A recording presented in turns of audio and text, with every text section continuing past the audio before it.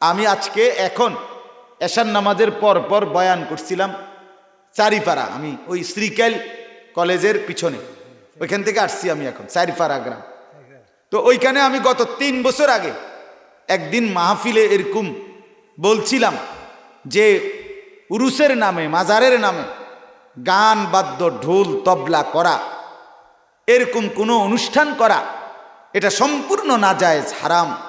এ কথার উপরে অনেক কথা বলছিলাম আমি লম্বা।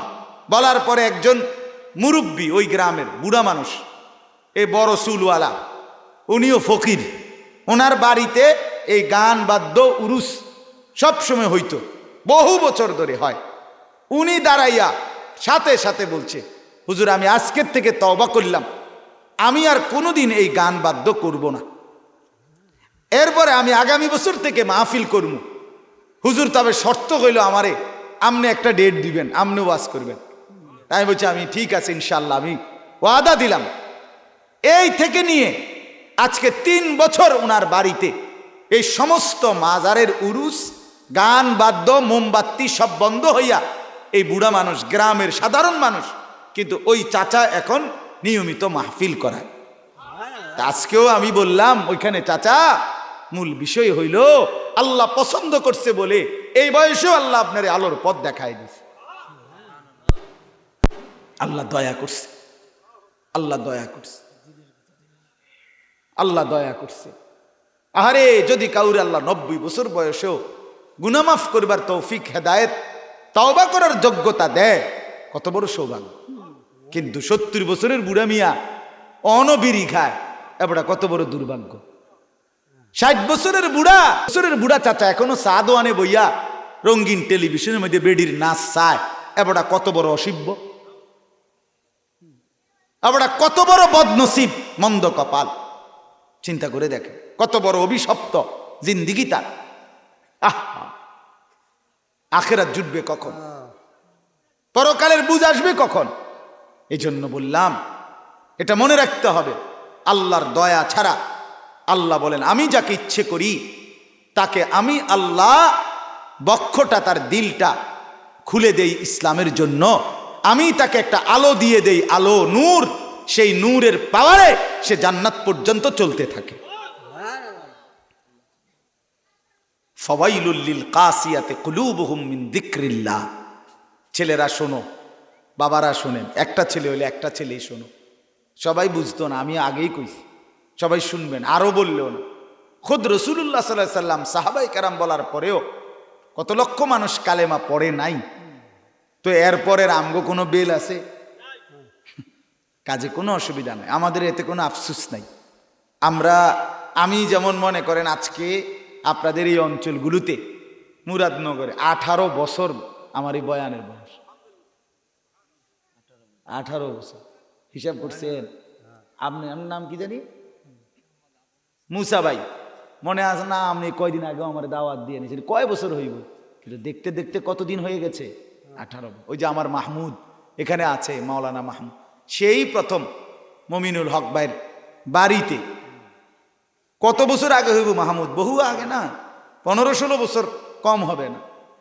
সেই সময় আমি আমার জোর করে মাহমুদ আনছিল এখানে বাড়িতে। মা দেখতে দেখতে আজ 18 বছর। 18 বছর, এই তো জিন্দিগি শেষ। 18 বছর বলার আসা যাওয়া আপনাদের সাথে। আরো যদি আমি 1800 বছরও বলি কোনো অসুবিধা নাই। আল্লাহর পক্ষ থেকে যার কলিজায় পরিবর্তন হবে, আল্লাহ দয়া করবে, সেই কেবল আখিরাতের সন্ধান পাবে, সন্ধান পাবে। আফামান শারাহাল্লাহু সাদরাহু লিল ইসলাম। এরপরে আল্লাহ বলেন ফাওয়াইলুল লিল কাসিয়াতি কুলুবুহুম মিন যিকরিল্লাহ। এই কথাটা শুনেন, সবার কাজে লাগবে। ছেলেরা তোমাদের খুব কাজে লাগবে। আল্লাহ বলেন দুর্ভোগ, লাঞ্ছনা, লাঞ্ছনা, দুর্ভোগ, জাহান্নাম ওই ব্যক্তির জন্য, লিল কাসিয়াতি কুলুবুহুম, যার দিলটা উল্টা, মিন যিকরিল্লাহ, আমি আল্লাহর স্মরণ থেকে।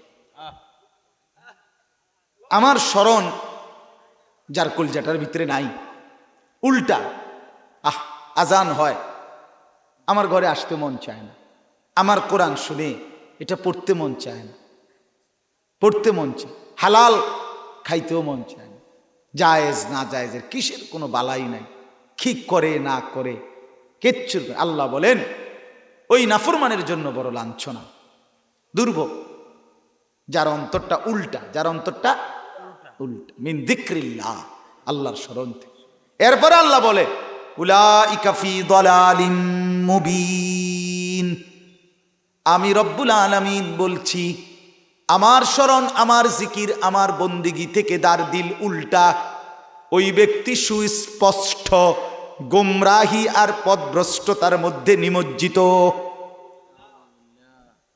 তুমি পথভ্রষ্ট, তুমি গোমরা, পথহারা, তুমি লাওয়ারিস, তুমি বেওয়ারিস, তোমার আর অভিভাবক নাই, তোমার আর অভিভাবক। আল্লাহ যার অভিভাবক হয় না তার কোনো অভিভাবক থাকে না।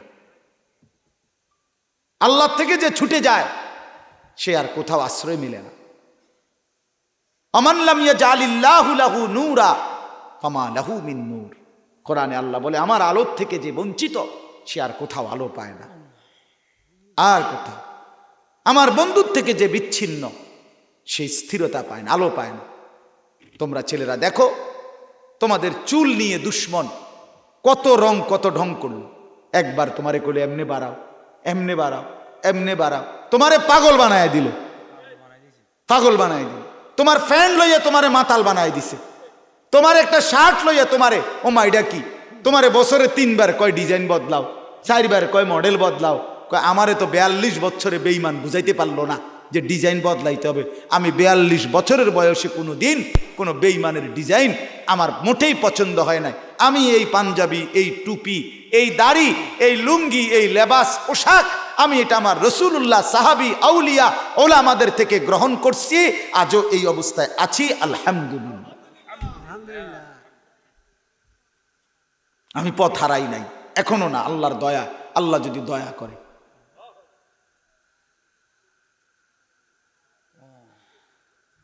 আমি ইন্ডিয়া গেছি, দিল্লি, 1 সপ্তাহ পুরা দিল্লি ছিলাম। তো দিল্লিতে তো ওইখানে দেখছি কত বড় হসপিটালে গেছি, কিন্তু আমি তো আমার এই স্বাভাবিক এই পাঞ্জাবি, এই টুপি, এই লুঙ্গি, এই অবস্থায় গেছি। চতুর্দিকের সবাই ভিন্ন পোশাক, কিন্তু তাই বলে একবারও মনে হয় নাই যে তাদেরটা মনে একটু স্মার্ট। না না, অসম্ভব কথা। আমার ইসলাম যা বলেছে তাই স্মার্ট, তাই স্মার্ট। আজ কালকে, আরে চাচা কালকে আমার একজন চট্টগ্রাম হাটহাজারী এলাকার কোটি কোটি টাকার বাংলাদেশের যে কয়েকজন সিআইপি আন্তর্জাতিক ব্যবসায়ী, এর মধ্যে উনি একজন, উনি বললেন, কয় হুজুর ইউরোপের কথা আপনারা জানেন না, ইউরোপের অবস্থা কতটা অভাব তাদের। পরিষ্কার কয় যে আমি নিজে ইউরোপের কোনো রাষ্ট্রের কোনো সুপার শপে যদি পেশাব পায়খানা করতে হয়, ওইটার জন্য আলাদা ট্যাক্স, আলাদা টাকা দিয়া পেশাব করতে হয়। অর্থাৎ তাদের একটা দোকান, আপনি সেখানে কেক, বন বা ফাস্ট ফুডের জিনিস বেচে, ওদের বাথরুমটা যদি আপনি ব্যবহার করতে হয়, আগে একটা কিছু কিনার টোকেন আপনারই দেখাই দিবে। একটা জিনিস ট্যাক্স ছাড়া, টাকা ছাড়া, স্বামী স্ত্রী একসাথে, আমি নিজে দেখছি স্বামী স্ত্রী একসাথে খানা খাইছে একসাথে, কিন্তু স্বামীর বিল স্বামী দেয়, স্ত্রীর বিল স্ত্রী আলাদা দেয়। একজন আরেকজনের টাকাটা যদি দিয়া দেয়, এবার পরবর্তী আরো 3 দিন উপাস থাকতে হবে। আরো অনেক কিছু। অর্থাৎ বললেন যে যেই ইউরোপের হাতছানি মনে করতেছে তাদের কাছে অনেক কিছু, কেউ যদি সরেজমিনে গিয়ে দেখে আসতো তারা কি পরিমাণ কাঙ্গাল, তাইলে বুঝতো।